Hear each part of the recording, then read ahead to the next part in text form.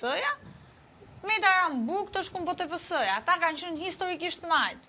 Kështu që për mu nuk kur gjë në një që më thonë iku nga LSI-ja TPS-ja, unë them është normale. Se po ta mbash më ndër vite diskursin publik të zonjës Kryemadhi thoshte ne jemi parti e majtë, ne jemi qendër e majtë, ne kemi dal nga e majta. Kështu që ata nuk është se erdhën tek ne. Tek ne, sa herë kanë ardhur tek Partia Demokratike, ato vetëm kanë marrë poste.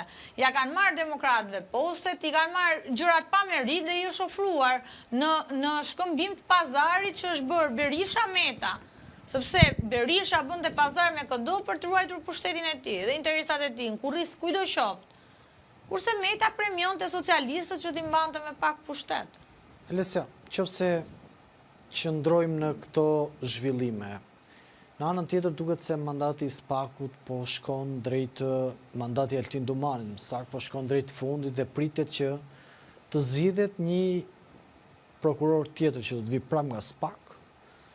Por në këtë situatë ngrihen pikpyetjet që çfarë do ndodhi konkretisht njëherë. Do doja të bëjë një përmbledhje si të zhdukur puna e Altin Dumanit dhe më pas mendoni që SPAK do të vazhdojë betejën e ashpër ndaj politikës. Tani, puna Altin Dumanit në këto vite ka qenë një punë e vrrullshme, ka qenë një punë patjetër e vështirë, ka qenë gjithashtu një punë e cila duhet thënë që ka pasur tensionet e veta.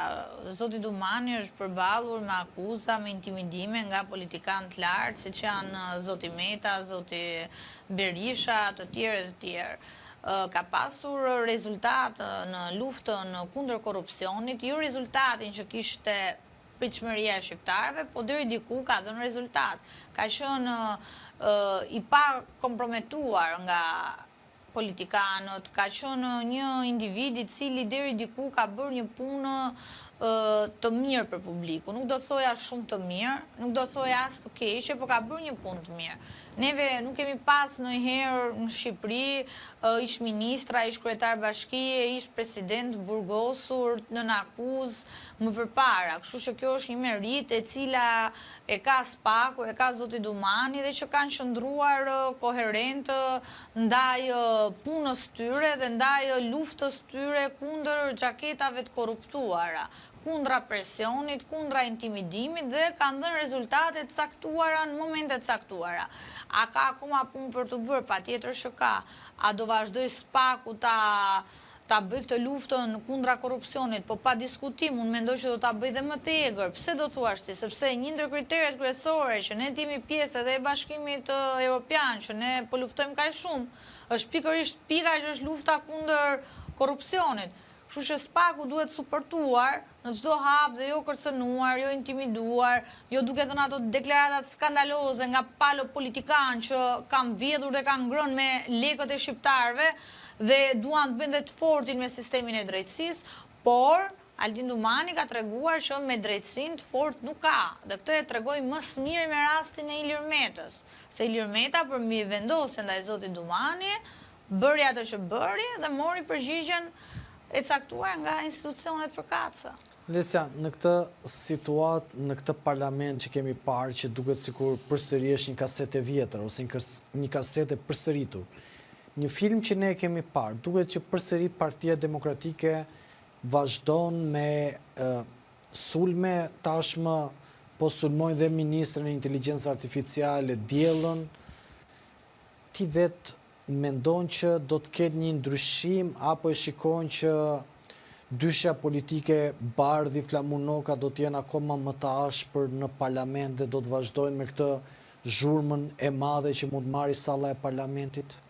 Atëre, sallës parlamentit nuk i bën dot asgjë më Flamunoka, për arsye se ajo sallë ka 83 mandate dhe siç e tregoi dhe në seancën për programin që do prezantonte qeveria për shqiptarët dhe mbylli atë me një votim duke mos i dhënë të drejtën dhe privuar të drejtën edhe shqiptarëve për të parë programin, për të dëgjuar programin dhe ndërkohë fajtori vetëm ishte vetëm Flamunoka me çunin e Fariut. dhe shqiptarët, po ta vëshre dhe nga komentet të gjithë, kanë keq komentuar opozitën për kasetën e vjetër, kasetën e përsëritur, kasetën e lodhshme, gjithë këtyre viteve.